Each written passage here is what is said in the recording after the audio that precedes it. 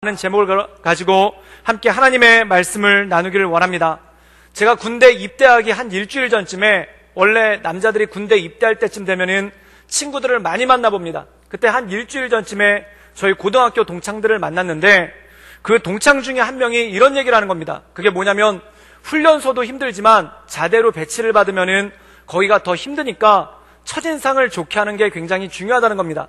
그래서 어떻게 첫인상을 좋게 하는가라고 물어봤더니 아마 가면은 가자마자 내무반에서 노래를 시킬 텐데 그때 현란한 노래와 현란한 춤으로 그들의 혼을 쏙 빼놓으면은 사랑받고 군생활 편할 거라는 그런 얘기를 하는 겁니다.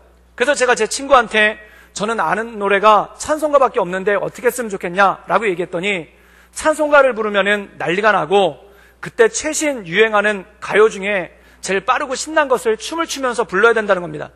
그래가지고 그 친구가 저를 그 자리에서 바로 옆에 있는 근처 노래방으로 데려가더니 그 당시 가장 유행했던 김건모라는 분의 핑계라는 노래가 있는데 그걸 저를 갖다가 열심히 가르쳐주는 거예요. 그래서 춤과 함께 노래를 열심히 배웠는데 제가 춤추고 노래하는 모습을 보더니 하루 가지는 안 되겠다고, 그래서 그 친구한테 붙잡혀서 일주일 동안 군대 가기 전날까지 정말 열심히 연습하고 준비해서 군대를 갔습니다. 그리고 6주 훈련이 끝난 다음에 이 자대에 가서 내무반에 들어갔는데 내무반에 한 40명 정도가 있었는데 그때 저랑 제 동기랑 2명이 같이 그쪽으로 배치를 받아서 들어간 겁니다. 그래서 노래를 부르라고 그래가지고 그 일주일 동안 갈고 닦은 그 김건모 씨의 핑계라는 노래를 불렀죠. 난리가 났습니다. 벽에가 날라오고 신발이 날라오고 나중엔 돌멩이 비슷한 것도 날라오더라고요. 그래서 노래도 다 못 끝내고 엎드려 뻗쳐를 했죠. 그러고 나서 제 친구가, 제 동기가 그 노래를 부르는데 얘도 교회 다니고 얘는 권사님 아들인데 그때 이 친구가 노래를 불렀는데 뭘 불렀냐면은 저 멀리 배는 나의 시온성 찬양을 하나님께 올려드린 겁니다. 그랬더니 갑자기 주변 분위기가 숙연해지더니 끝까지 부를 때까지 다 듣고 있다가 갑자기 병장이 다 자자 그래가지고 다 잠이 들었어요. 그래서 저도 엎드려 뻗쳐를 끝내고 제 침상에 가서 누웠더니 병장들끼리 모여가지고 두런두런 얘기를 하는 거예요. 그게 뭐냐면 제 친구를 얘기하면서 걔 믿음 되게 좋은가 보다, 어떻게 여기 와서 찬송가를 다 부를 생각을 하느냐, 이렇게 서로 얘기를 하는 겁니다. 그랬더니 옆에 있던 병장이 뭐라고 얘기를 하냐면은 걔네 엄마가 권사님이래. 그랬더니 어쩜 그렇구나 이러면서 병장들이 얘기를 하다가 갑자기 제 얘기로 옮겨온 거예요. 근데 걔는 왜 그래? 이렇게 얘기를 했는데 걔 신학생이라며 이런 얘기가 나온 겁니다. 그래서 제가 그때 얼굴이 다 부끄럽더라고요. 그래서 이불을 푹 뒤집어 쓰고 잠을 자면서 느낀 게 뭐냐면, 그리스도인이 세상에 나가서 어설프게 살면은, 어설프게 흉내내면서 살려고 하면은 오히려 수치를 당하는구나. 그럼 그리스도인이 세상 나가서 어떻게 사는 것이 빛과 소금으로서의 직분을 감당하고, 또한 그리스도인들이 세상 나가서 어떠한 모습을 가지고 나가는 것이 하나님께 영광을 올려드리는 삶인가, 그것에 대해서 생각을 해보았습니다. 사실 우리가 교회 안에서 살 때는 다 말이 통하고 또한 교회 안에 있을 때는 다 예수님 믿는 사람이니까 모든 게 은혜롭지 않습니까? 그런데 예수님을 믿지 않는 세상으로 나가서 또한 예수님이 믿지 않는 사람들이 가득한 이 세상 가서 어떻게 빛으로 소금으로 살아야 될지, 그것이 아마 모든 그리스도인들의 가장 큰 고민이고 또한 기도일 것입니다. 그런데 성경에서는 특별히 오늘 사도 바울은 빌립보서 말씀을 통해서 우리가 하나님의 뜻에 따라 사는 것, 또한 세상에 나가서 거룩한 영향력을 미치는 삶에 대해서 뭐라고 말씀하고 있냐면 너희가 기뻐하라, 즉 기쁨의 삶을 살아가는 것이 바로 온전히 하나님께 영광을 올려드린다는 것입니다. 그렇다면 우리가 어떻게 해야 기쁨의 삶을 살아갈 수 있을까? 그것에 대해서 말씀하고 있는 것이 바로 오늘 빌립보서 2장의 말씀이라는 것이죠. 우리 함께 빌립보서 2장 12절의 말씀을 함께 읽도록 하겠습니다. 우리 다 같이 읽겠습니다. 시작.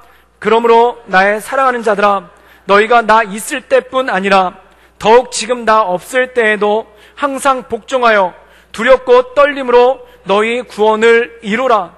오늘 말씀 가운데 보면은 사도 바울이 이 빌립보 교인들에게 권면을 합니다. 근데 그 권면 내용이 뭐냐면 항상 복종하여 두렵고 떨림으로 너희 구원을 이루라는 것입니다. 그럼 구원을 이루라는 말씀의 뜻은 무엇이겠습니까? 이 빌립보서는 불신자들에게 보낸 편지가 아니라 빌립보 교회를 다니고 있는 성도들에게, 즉 다시 말해서 예수님을 믿는 사람들에게 보낸 편지가 바로 이 내용입니다. 근데 이 말씀 가운데 뭐라고 말씀하고 있냐면 너희는 두렵고 떨림으로 너희 구원을 이루라는 것입니다. 그렇다면 사랑하는 여러분, 교회 다니면서 예수님을 믿는 사람, 단지 교회만 다니는 것이 아니라 예수님을 구주로 고백하고 세례받은 사람, 이 사람에게도 구원을 이루어야 되는 일이 있는가라고 하면은 그것에 의구심을 제시하는 분들이 참 많을 것입니다. 사랑하는 여러분, 우리가 구원받는 원리는 무엇입니까? 로마서 10장에 보면은 이렇게 말씀하고 있죠. 사람이 마음으로 믿어 의에 이르고 입술로 시인하여 구원에 이룬다는 것입니다. 그럼 마음으로 믿기 위해서는 무엇이 필요할까요? 성경에는 로마서 10장에 또 동일하게 말씀하고 있는데, 믿음은 들음에서 나고 들음은 그리스도의 말씀을 인함이라 라고 말씀하고 있습니다. 즉 우리의 구원의 여정이라는 게 하나님의 말씀을 듣고 그 말씀이 내 마음 가운데 믿음으로 자리 잡고, 또한 이 믿음이 내 입술로 고백되고 시인될 때 그것이 바로 구원의 원리고 구원받은 사람의 증거라는 것입니다. 아마 여기 오신 분들 가운데 처음에는 예수님 어떻게 믿는지도 모르고 오셨다가 하나님의 말씀을 듣고 또한 성경을 읽고 마음 가운데 믿음이 생기고, 또한 여러분의 입술로 예수님은 나의 구주십니다 라는 고백을 통해 이 자리에 앉아 예수님을 믿으시는 줄 믿습니다. 그게 바로 구원의 원리라는 거죠. 그럼 빌립보 교인들도 동일하게 그렇게 예수 그리스도를 마음으로 믿고 입술로 시인하여 구원에 이르렀는데, 이 구원에 이르는 사람들에게 사도 바울은 또 얘기하는 것이 뭐냐면 너희가 두렵고 떨림으로 너희 구원을 이루어 나가라는 것입니다. 그렇다면 이 말씀의 뜻은 무엇이겠습니까? 이 말씀은 이렇게 살펴볼 수가 있습니다. 마치 구원을 땅과 똑같다라는 겁니다. 우리가 성경에 보면은 하나님께서 청지기의 사명, 즉 하나님의 사람들에게 포도원을 맡기신 청지기의 사명에 대해서 얘기합니다. 그럼 이건 무엇입니까? 구원이라는 건 뭐냐면 우리 인생 가운데 포도원을 하나씩 맡은 것과 똑같다라는 것입니다. 즉 우리 인생이라는 포도원을 하나씩 맡았는데, 어떤 사람은 이것을 함부로 관리해서 아무 열매가 없는 사람이 있고, 또한 어떤 사람은 이 밭을 잘 관리해서 포도 열매가 많이 맺히는 그러한 사람이 있다는 겁니다. 즉 여기서 너희는 두렵고 떨림으로 너희 구원을 이루라라는 말씀이 모든 사람이 예수님을 믿음으로 말미암아 구원이라는 포도밭이 하나씩 주어졌다는 것입니다. 그런데 이것을 방치해두지 말고 두렵고 떨림으로 우리의 삶을, 또한 구원받은 우리의 인생을, 그리고 성도로서 우리의 삶을 잘 읽어나가서 성장하는 그러한 모습 가운데 나가라, 많은 열매를 맺으라 라는 말씀이 바로 오늘 이 두렵고 떨림으로 너희 구원을 이루라는 것입니다. 이것을 다른 말로 비유하자면 이런 뜻이 있습니다. 어린 아기가 엄마 뱃속에서 태어났습니다. 이 아기는 사람입니까? 사람이 아닙니까? 사람입니다. 뱃속에서 태어난 아기를 사람이 아니라고 하면 굉장히 문제가 심각해지겠죠. 엄마 뱃속에서 태어난 아기는 사람입니다. 그런데 한 가지 문제가 있는 거예요. 그 문제가 뭐냐면 사람은 사람인데 사람의 역할을 못한다는 겁니다. 그렇다면 이 아기에게 필요한 것은 무엇입니까? 사람으로 태어났으니까 사람의 역할을 할 수 있도록 성장하고 자라서 어른이 되는 것, 이것이 바로 이 아기에게 주어진 역할이라는 것이죠. 성도도 마찬가지라는 겁니다. 마치 내가 예수님을 믿습니다, 마음으로 믿어 의에 이르고 입술로 시인하여 구원에 이르렀을 때, 내가 예수님을 믿습니다 라고 고백했을 때 이 땅에 태어난 아기와 똑같다는 겁니다. 즉 하나님의 사람이고 구원받았다는 것이죠. 그런데 문제는 뭐냐면 구원받은 자로서의 역할을 못하고 있다는 겁니다. 그럼 구원받은 자가 구원받은 자로서의 역할을 하려면 어떻게 해야 됩니까? 자라나야 된다는 겁니다. 사랑하는 여러분, 아기들의 특징은 가만히 보면은 할 수 있는 것이 아무것도 없습니다. 할 수 있는 것이 아무것도 없으니까 아이들은 오로지 울기만 합니다. 그래서 갓난아기가 울기 시작할 때는 여러 가지 이유가 있죠. 배가 고파서 울기도 하고, 또한 기저귀에 실내를 해서 찝찝해서 울기도 하고, 또는 몸이 불편해서 울기도 하고, 또한 졸려서 울기도 하고, 심심해서 울기도 한다는 거예요. 그러면 아기였을 때 이 아기가 울면은 엄마가 바람같이 나타나서 어떻게 하는지, 아기는 그냥 울기만 하는데 엄마가 딱 보고 배가 고픈지, 또는 기저귀를 갈아줘야 되는지, 또는 재워야 되는지, 놀아줘야 되는지, 이걸 기가 막히게 안들한 겁니다. 그래서 아기는 울기만 하면은 엄마가 필요를 착착착 채워주는 거예요. 그럼 사랑하는 여러분, 한번 생각해 보십시오. 그거만큼 편안하고 그거만큼 행복한 삶이 어디 있겠습니까? 그런데 문제는 뭐냐면 이 아기가 성장하지 않고 맨날 울기만 한다고 생각해 보십시오. 아기가 속으로 생각하기를 내가 울기만 하니까 엄마가 내 필요를 다 채워주니까 그냥 앞으로 10년이고 100년이고 울기만 해야 되겠다. 그래서 나이가 10살이 되고 20살이 됐는데도 침대에서 일어날 생각을 하지 않고 거기서 울기만 한다고 생각해 보십시오. 그러면 엄마랑 아빠가 어렸을 때 이 아이를 최선을 다해서 돌보다가 몇 년을 돌봤는데도 아기가 침대에서 일어나지 않고 울기만 하면은 마음 가운데 걱정이 될 거예요. 그래가지고 병원에 데려가 보겠죠. 그래서 병원에 데려가서 진찰을 해봤는데 아무 병이 없고 아무 이상이 없는데 애가 침대에 누워서 울기만 한다. 그럼 10살이고 20살 된 애가 침대에 누워서 울기만 하면은 어떤 일이 벌어지겠습니까? 언젠가부터 엄마가 몽둥이를 들고 오겠죠. 그래서 몽둥이로 때리면서 말을 하란 말이야. 그러면서 이 아이를 혼내지 않겠습니까? 그것과 마찬가지라는 것입니다. 우리가 어린 아기의 신앙을 가졌을 때 진짜 말 그대로 울기만 하면은 하나님이 우리의 필요를 다 채워주십니다. 그래서 우리가 초신자 때 가만히 보면은 예수님을 처음 믿으신 분들이 되게 간증이 많아요. 그래서 기도만 하면은 하나님이 척척 응답해 주신다는 거예요. 떡 먹고 싶다고 그러면 떡이 딱 생기고, 그리고 밥 먹고 싶다고 하면 밥이 딱 생기고, 심심하다 그러면 친구가 딱 생겨서 놀아주고, 간증이 되게 많은 거예요. 그런데 어느 순간 기도를 되게 열심히 하는데 응답이 잘 안 될 때가 있습니다. 정말 간절한 마음으로 기도하는데 옛날에는 기도하는 듯 마는 듯 했는데 응답이 딱딱 되는데 어느 순간부터는 기도를 되게 열심히 하는데도, 그리고 금식하고 새벽 예배까지 나와서 기도하는데도 기도 응답이 안 될 때가 있어요. 그럼 여기 하나님의 뜻이 있다는 겁니다. 그게 뭐냐면 하나님이 나를 버리셨거나 또는 내가 성령 충만하지 않은 것이 아니라 하나님께서 나에게 원하시는 것이 있는데 내가 성숙하기를 원한다라는 것이죠. 그런데 가만히 보면은 선교지에서도 그런 일이 참 많이 일어납니다. 어떤 분들 같은 경우에는 동네에서 전도를 하려고 그러는데 그렇게 전도가 안 돼요. 그런데 선교지에 가면은 말도 잘 안 통하는데 사람들이 그렇게 예수님 믿는다고 따라오는 사람이 많습니다. 말도 잘 안 통하고 전도지 하나만 줬는데 예수님 믿겠다고 하는 사람이 그렇게 많은 거예요.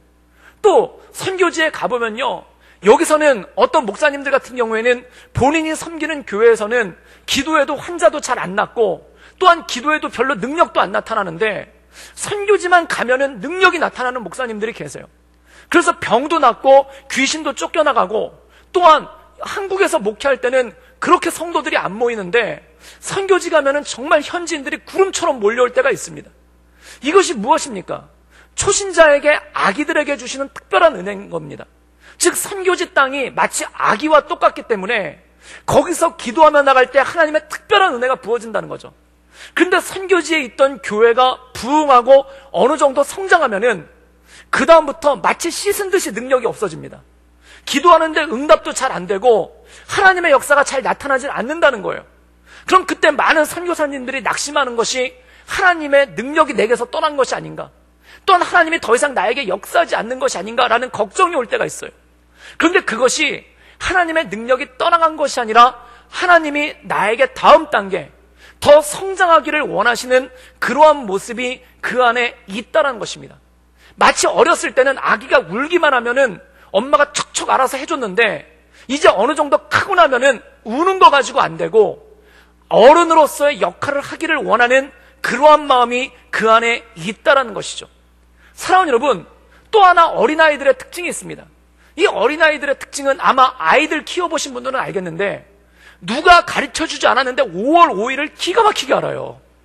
그래서 아이들이 4월 5일만 돼도 한 달 앞으로 온 어린이날을 맞이하여서 선물 뭐 줄 거냐고 엄마 뒤를 졸졸졸 따라다닙니다.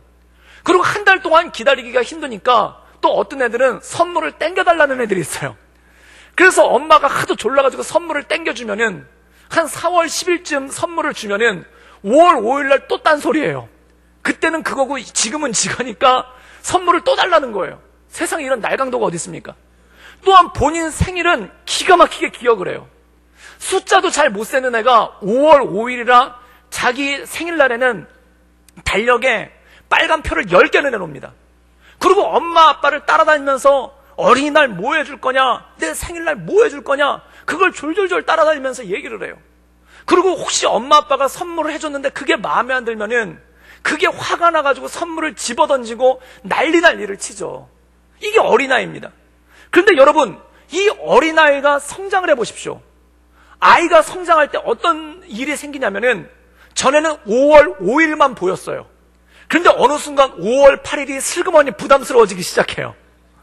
옛날에는 5월 8일이 생각도 안 났어요. 염두도 안 했어요. 그런데 5월 5일이 오는 것보다 5월 8일이 오고 있다는 거에 더 부담이 오기 시작해요. 이게 크는 겁니다. 이게 성장하는 겁니다.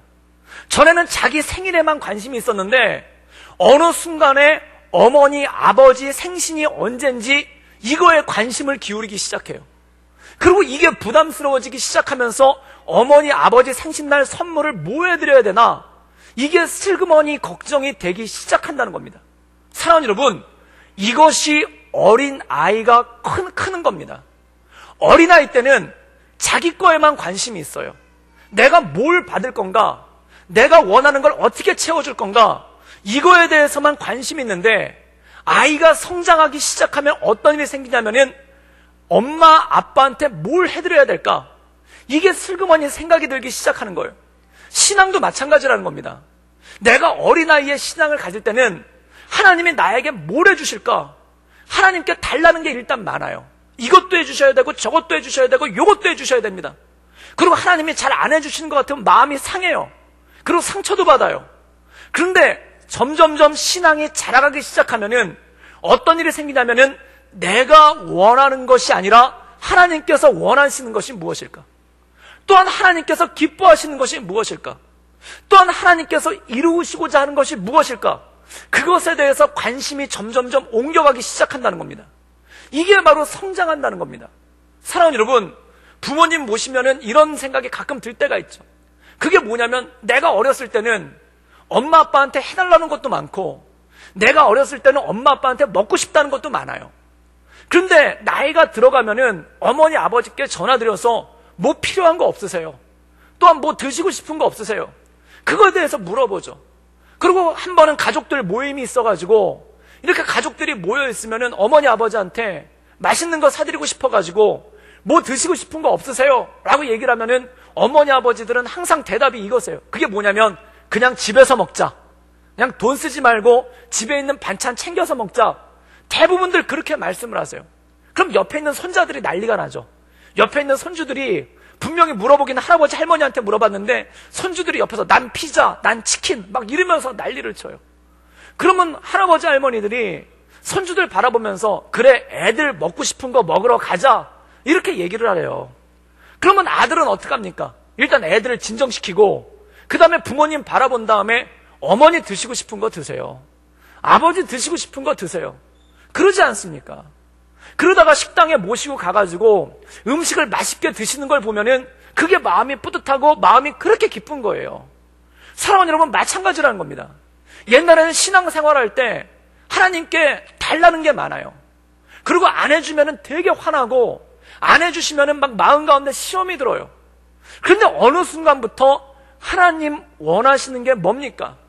하나님께서 내 삶을 통해 이루시고자 하는 것이 뭡니까? 라는 기도로서 점점점 바뀌기 시작한다는 것입니다. 오늘 말씀 가운데 보면은 이 사도 바울이 권면하는 것이 너희는 두렵고 떨림으로 너희의 구원을 이루어나가라. 그리고 이 두렵고 떨림으로 구원을 이루어나가는 것에 대해서 뭐라고 말씀하고 있냐면은 하나님께서 너희 마음 가운데 소원을 두고 그 소원을 주신다는 겁니다. 즉 다시 말해서 옛날에는 내 소원이 중요했는데 내가 하고 싶은 게 중요했는데 어느 순간에 하나님의 뜻을 구하게 되고 어느 순간에 하나님께서 무엇을 기뻐하시는지에 대해서 관심이 많아지기 시작한다는 겁니다. 사랑하는 여러분, 마태복음 6장에 보면은 예수님이 이렇게 말씀하시죠. 너희는 무엇을 먹을까, 무엇을 마실까, 무엇을 입을까 염려하지 말라는 겁니다. 사랑하는 여러분, 무엇을 먹을까, 무엇을 마실까는 뭡니까? 내 필요에 대한 거예요. 우리가 신앙생활 처음 할 때 아기의 신앙을 가졌을 때는 일단 내 필요가 중요한 거예요. 내가 이걸 먹어야 되겠습니다. 내가 이걸 입어야 되겠습니다. 내가 이걸 마셔야 되겠습니다. 그거에 관심이 많은 거예요. 그런데 신앙에 성숙해가면 주님께서 뭐라고 말씀하시냐면 무엇을 먹을까, 무엇을 마실까, 무엇을 입을까가 내 인생의 관심이 아니라 그의 나라와 그의 의, 하나님의 나라와 하나님의 의에 관심이 많아진다는 겁니다. 즉 주님께서 원하시는 것이 뭘까? 하나님께서 내 인생 가운데 원하시는 게 뭘까? 하나님의 뜻이 뭘까? 이것에 관심이 점점점 많아지게 시작한다는 것이죠. 이것이 무엇입니까? 바로 우리의 신앙이 성숙해 나간다는 거죠. 그럼 신앙이 성숙해 나갈 때 어떤 일이 생깁니까? 자기의 기쁘신 뜻을 따라 하나님께서 하나님의 기쁘신 뜻에 따라 너희에게 소원을 두고 행하게 하신다는 거예요. 즉 전에는 내 소원, 내가 하고 싶은 게 중심이 됐는데 하나님의 뜻에 따른 소원, 하나님이 기뻐하시는 소원이 내 마음 가운데 자리를 잡게 된다라는 것이죠. 사랑하는 여러분, 여러분 마음 가운데 하나님이 기뻐하시는 소원이 자리 잡기를 주님의 이름으로 축원합니다. 그것이 바로 우리의 성숙이라는 거예요. 여러분, 만약에 나이가 30이 넘고 40이 넘었는데 아직도 어린이날에 관심이 많아요. 그래서 4월, 5월 4일 날 어머니 아버지께 30이 넘고 40이 넘은 사람이 전화 걸어가지고 엄마 내일 어린이날인데 뭐 해줄 거야? 라고 하시는 분이 있다면 이분들은 전문가의 상담을 받으시기를 바랍니다. 정상이 아닌 거예요. 뭔가 문제가 있는 거예요. 또한 나이가 40이 지나고 50이 넘었는데 자기 생일날이 됐다고 자기 생일 전날 어머니 아버지께 전화해가지고 엄마 내일 나 생일이니까 자동차 사줘. 그거 너무 비싸 못 사줘. 그랬더니 울고불고 때를 쓰고 밥을 안 먹는다고 생각해 보십시오. 그럼 그거는 온전한 모습이 아니라는 겁니다. 예수님 믿는 것도 마찬가지입니다. 우리 신앙도 마찬가지입니다. 어린아이의 것을 벗어나서 두렵고 떨림으로 성장해 나가는 것, 그리고 하나님께서 기뻐하시는 것이 무엇인지를 알아가는 것이, 그것이 바로 온전한 신앙이고 온전한 능력이 그 안에 있다라는 것이죠. 그렇다면 하나님께서 우리에게 주시는 소원을 가지고 나갈 때 어떠한 일이 생기는가? 우리 빌립보서 2장 14절과 15절의 말씀을 읽도록 하겠습니다. 우리 다 같이 읽겠습니다. 시작. 모든 일을 원망과 시비가 없이 하라. 이는 너희가 흠이 없고 순전하여 어그러지고 거스리는 세대 가운데서 하나님의 흠없는 자녀로 세상에서 그들 가운데 빛들로 나타내며, 오늘 말씀 가운데 보면은 하나님의 소원, 하나님의 뜻에 따라 살려고 할 때 무엇이 중요한가? 14절에 보면은 모든 일을 원망과 시비가 없게 하라는 겁니다. 사랑하는 여러분, 원망과 시비가 없게 하라는 건 무엇입니까? 이 빌립보서는 빌립보 교인들에게 보낸 편지입니다. 이 교인들 사이에 원망과 시비가 있다는 거예요. 그런데 교인들 사이에 원망과 시비가 없게끔 하라는 겁니다. 사랑하는 여러분, 예수님께서 가장 큰 계명 2가지에 대해서 말씀을 하셨는데, 첫 번째는 무엇인가? 내 마음과 뜻과 정성을 다해 내 하나님 여호와를 사랑하라. 이게 첫째 계명이에요. 그럼 두 번째 계명은 무엇입니까? 내 이웃을 내 이웃과 같이 사랑하라는 겁니다. 그럼 우리가 신앙생활을 해보다 보면은 한 가지 놀라운 걸 발견하게 되는데, 하나님 사랑하는 게 생각보다 쉽습니다. 왜 쉽냐면 하나님은 나를 사랑해요. 그리고 우리가 성경을 읽고 믿음 생활하다 보면은 하나님이 나보다 나를 더 사랑해요. 그리고 내가 하나님을 사랑하는 것보다 훨씬 더 하나님이 나를 사랑하신다는 걸 깨닫게 되는 거예요. 그래서 요한 1서 4장 10절에 보면은 사랑은 여기 있으니 우리가 하나님을 사랑한 것이 아니요 오직 하나님이 우리를 사랑하사 우리 죄를 위하여 그 아들을 화목제로 보내셨다. 신앙생활을 하면은, 말씀을 읽으면은 하나님이 나를 더 사랑하시는구나, 하나님이 나를 더 많이 사랑하시는구나, 하나님이 나를 더 먼저 사랑하셨구나, 내 사랑이 1이라면은 하나님 사랑이 100이고 1000인 거예요. 그래서 그 크신 하나님의 사랑 말로 다 형용할 수 없도다. 그래서 어떤 찬송가에 보면은 하늘을 두루마리 삼고 바다를 먹물 삼아도 다 기록할 수가 없다는 거예요. 그 하나님을 어떻게 사랑하지 않을 수 있겠습니까? 하나님은 나를 너무나 사랑하시니까 그 사랑하신 하나님을 사랑하는 게 생각보다 쉽습니다. 그럼 뭐가 어렵냐? 이웃사랑이 힘들어요. 이웃사랑이 왜 힘드냐면, 나는 10만큼 사랑하는 것 같은데 저 사람은 하나만큼도 사랑하지 않을 때가 있어요. 또한 나는 양보해주고 희생하는데 그 사람이 내 양보와 희생을 따박따박 따먹는 사람이 있어요. 그리고 나는 늘 봉사하는데 그 사람은 내 봉사를 따박따박 따먹는 사람이 있어요. 그럼 마음 가운데 화가 납니다. 나보다 나를 더 사랑하시는 주님은 사랑하는데 문제가 없어요.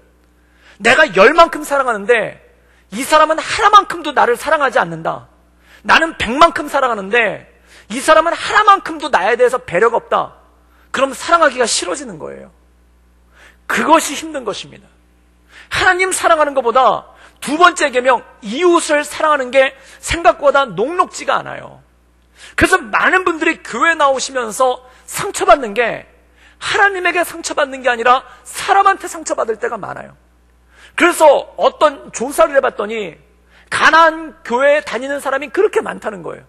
그래서 가나안 교회가 뭔가 물어봤더니 가나안을 거꾸로 하면 안 나가라는 거예요. 그래서 교회에 안 나가. 그래서 가나안 교인들이 많다는 거예요. 그런데 이 가나안 교인들이 우리나라에 100만 명이 넘는다는 거예요. 이분들한테 물어보면은 나 예수님 믿습니다. 예수님이 나의 구원자신 거 믿습니다. 나 하나님 사랑합니다. 그런데 교회는 안 나가겠습니다. 이유가 뭔가요? 교회 사람들 너무합니다. 교회 사람들 세상 사람들보다 더하면 더할지 덜하지 않습니다. 교회 되게 실망스럽습니다. 그래서 교회를 안 나가는 성도가 그렇게 많고, 또한 교회를 나오기는 나오는데 예배 시간에 예배만 드리고 다른 성도들과 교제하고 싶은 마음은 없어지더라는 거예요. 사랑하는 여러분, 그럼 이웃사랑을 하기 위해 필요한 게 무엇일까요? 하나님을 더 사랑해야 이웃사랑을 할 수 있는 거예요. 예를 들자면 우리가 누가복음 15장에 보면 탕자의 비유가 나지 않습니까? 탕자는 두말할 나위도 없이 나쁜 놈입니다. 아버지가 돌아가셨는지도 않았는데 유산 챙겨서 떠나고, 그리고 그 유산 다 탕진하고 돌아온 폐영 무도한 아들 아닙니까? 근데 아버지가 사랑이 얼마나 많은지 그 아들을 받아주는 거예요. 그러면 탕자와 아버지 사이에는 문제가 없어요. 근데 누가 문제냐? 큰아들이 마음이 안 불편, 큰아들이 마음이 힘든 거예요. 큰아들이 왜 마음이 힘들까요? 아버지를 봐서는 마음이 하나도 안 힘들어요.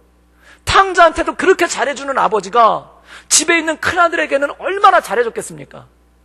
그럼 아버지 때문에 마음이 안 힘들어요. 누구 때문에 마음이 힘드냐?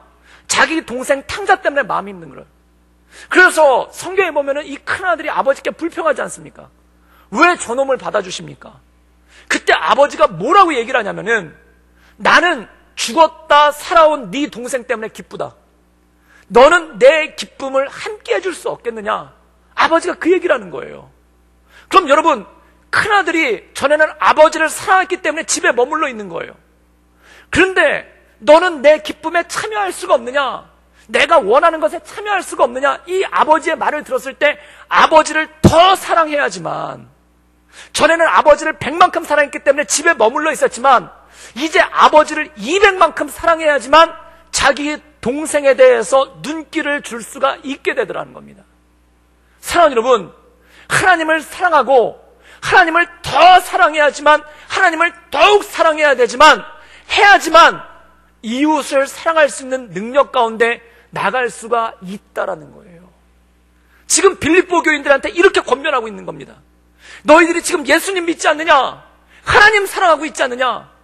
그렇다면 두렵고 떨림으로 너희 구원을 이뤄 더 사랑함을 통해 너희들 안에 원망과 시비가 없게끔 하라는 것입니다. 저는 이 말씀의 능력이 우리 삶 가운데 온전으로 나타날 수 있기를 주님의 이름으로 축원합니다. 예상대로 아멘이 적군요. 2부 예배 때는 아멘이 하나도 안 나왔습니다. 저는 이 원망과 시비가 없게 하라는 이 말씀이 우리 인생 가운데 성장해 나가야 되는 하나님의 은혜라는 겁니다. 이게 두렵고 떨림으로 이루어 나가야 되는 하나님의 구원의 역사, 우리 삶의 성숙의 역사입니다. 이유가 뭘까요?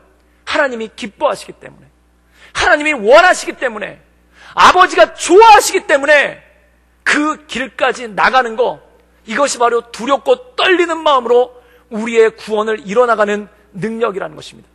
저는 우리 성도들 마음 가운데 이 하나님 사랑하는 마음, 그리고 하나님을 더 사랑하는 마음으로 원망과 시비에서 벗어날 수 있기를 주님의 이름으로 축원합니다.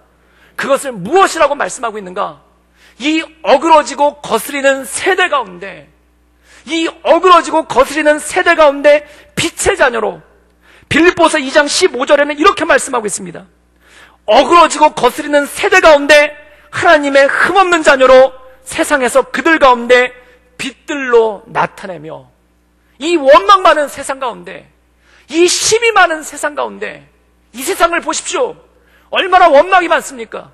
얼마나 시비가 많습니까? 그 세대 가운데 너희가 온전함으로 순전함으로 빛 가운데 나가는 능력, 이것이 바로 두렵고 떨리는 마음으로 우리 삶 가운데 주어주신 구원이라는 포도원을 읽어나가고 열매 맺게 한다는 겁니다. 저는 우리 모든 성도들에게 이러한 능력이 있기를 주님의 이름으로 축원합니다. 그럼 이것을 통해서 궁극적으로 하나님께서 원하시는 것이 무엇인가? 바로 우리 빌립보서 2장 17절에서 18절까지의 말씀을 읽도록 하겠습니다. 우리 다 같이 읽겠습니다. 시작.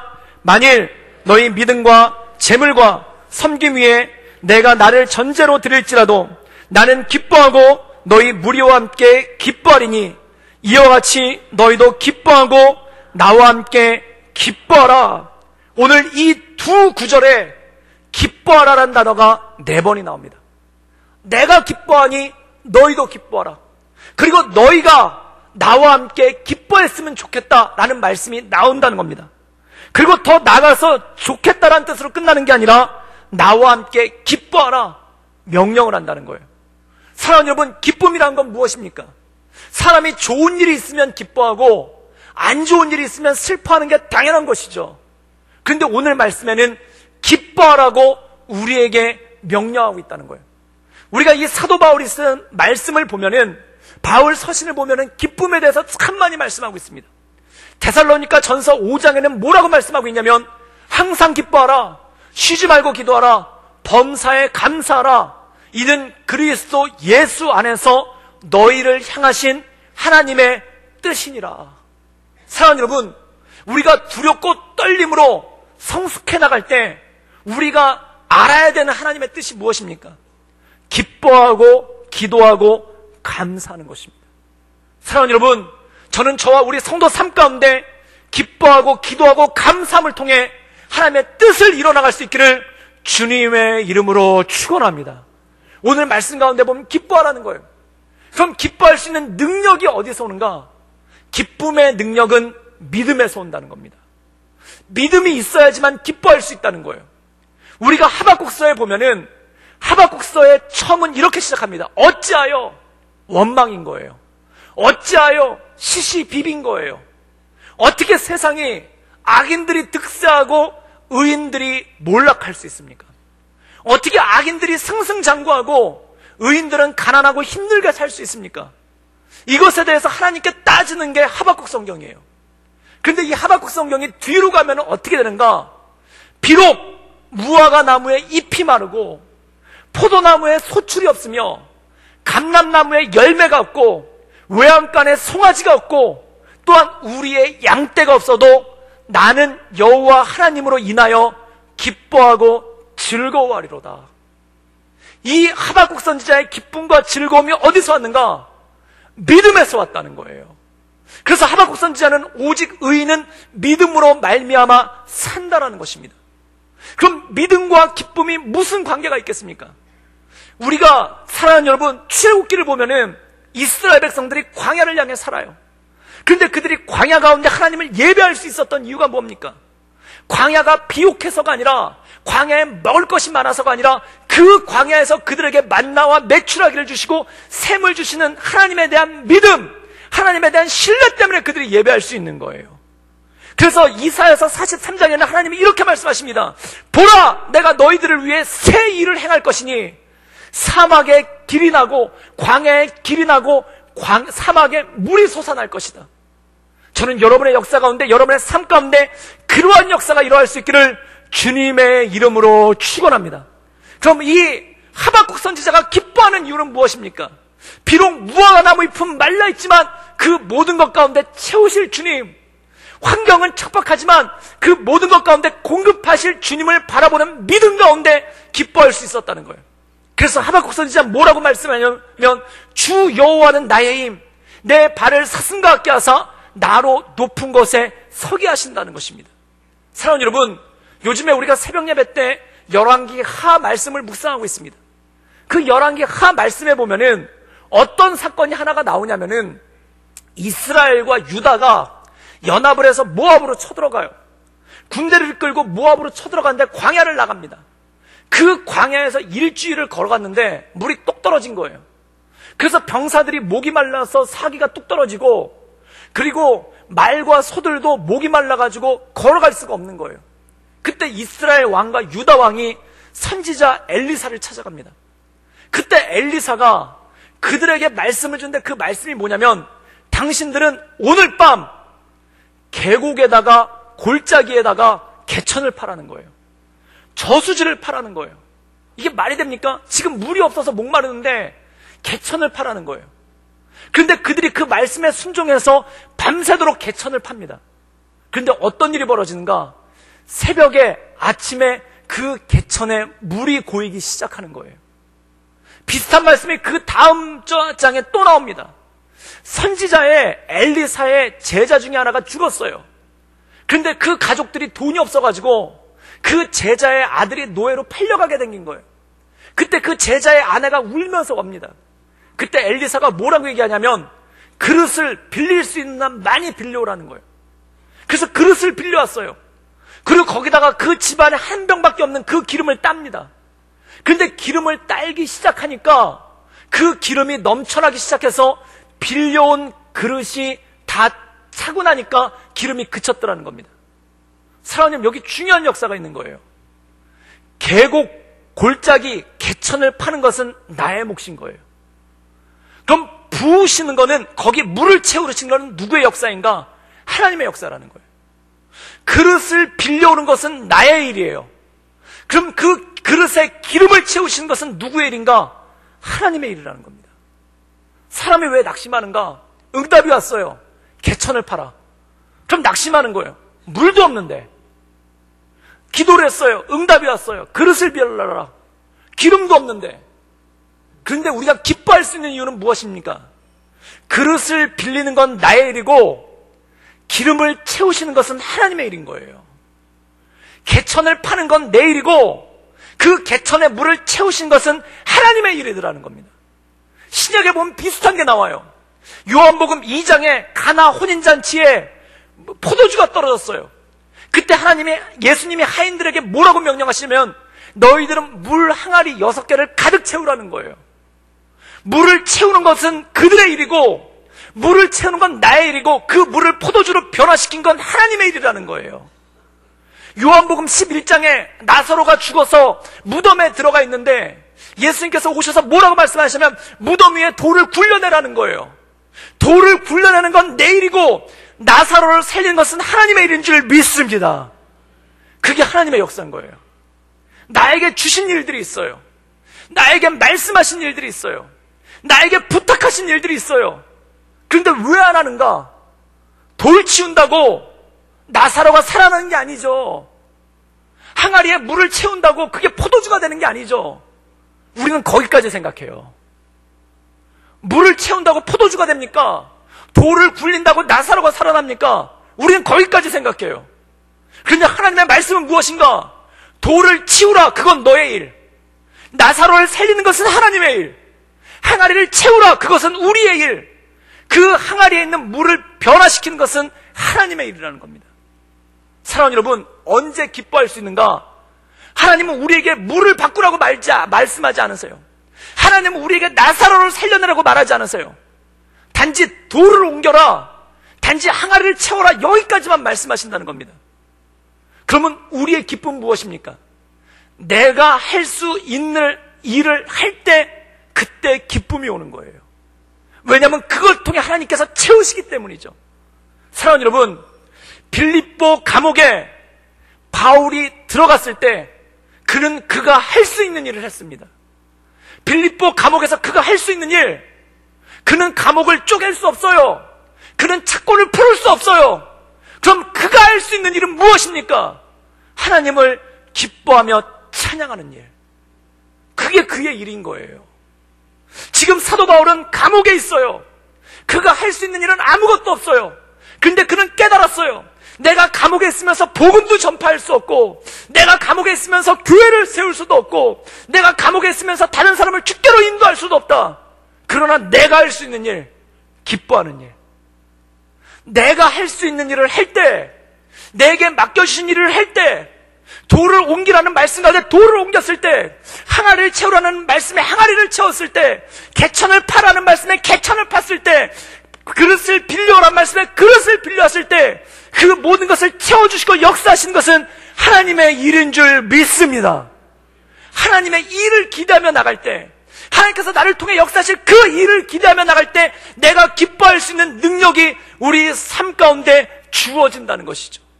그러므로 너희는 기뻐하라. 내가 일할 것이다. 너희는 기도하라. 내가 역사할 것이다. 너희는 감사하라. 내가 내 일을 행할 것이다. 이 하나님의 말씀을 붙잡으며 하나님께서 우리에게 주신 그 뜻들을 행하며 주 앞에 온전하게 나가는 우리 모든 성도들 되기를 주님의 이름으로 축원합니다. 한 가지 분명한 게 있습니다. 하나님은 공평하신 하나님이에요. 마치 장독대에 여러 장독이 있는 거예요. 그런데 여러 항아리가 있는데 비가 내려요. 그런데 뚜껑이 덮여있는 항아리는 비가 하루 종일 내려도 그 항아리 안에 물이 한 방울도 안 들어가요. 그러나 뚜껑이 열려있는 항아리는 비가 내리면 흘러 넘치게끔 그 빗물이 찬다는 것입니다. 사랑하는 여러분, 하나님의 은혜는 모든 사람에게 동일해요. 하나님은 차별이 없으세요. 모든 사람에게 동일하게 은혜를 내려주세요. 그러면 누가 문제인가? 내가 장독대 뚜껑을 열지 않으면 물은 한 방울도 안 들어오는 거예요.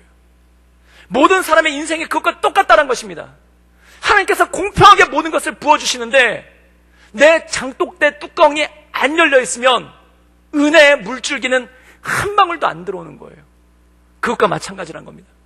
기뻐하라는 것은 무엇일까요? 기도하라는 것은 무엇일까요? 감사라는 건 무엇일까요?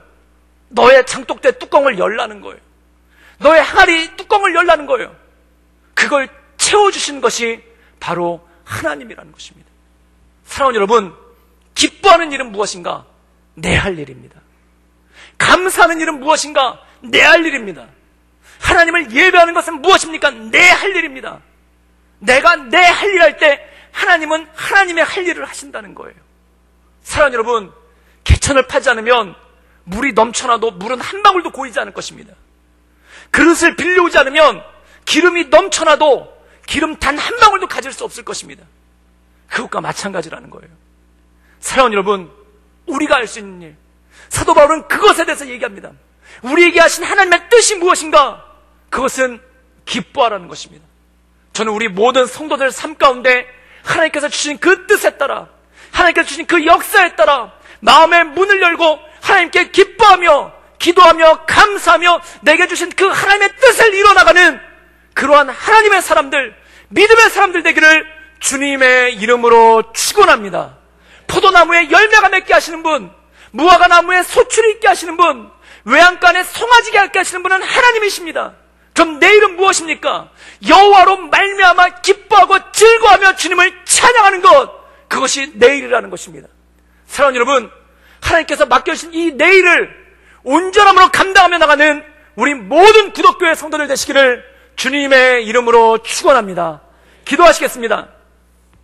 늘 언제나 살아서 역사하신 주님, 내 삶 가운데 온전히 주님만을 바라보며 하나님의 은혜 가운데 나가기를 원합니다. 하나님, 내게 맡겨주신 일, 내가 할 일, 온전히 기뻐하는 것, 그 기뻐함을 통해 주님의 뜻을 이뤄나가는 그러한 삶 되게 하여 주시옵소서. 빌립보 감옥에서 사도 바울이 기뻐하며 하나님을 찬양했던 것처럼 우리의 모든 삶의 자리에서 주님을 찬양하고 주님을 높이고 주님을 경배하며 나감을 통해 내게 맡겨주신 일, 내게 맡겨주신 그 뜻을 이뤄나가는 그러한 온전한 믿음의 성도들로 주님 우리를 붙잡아 주시고 우리 가운데 역사하여 주시옵소서. 예수님의 이름으로 감사하며 기도드리옵나이다. 아멘.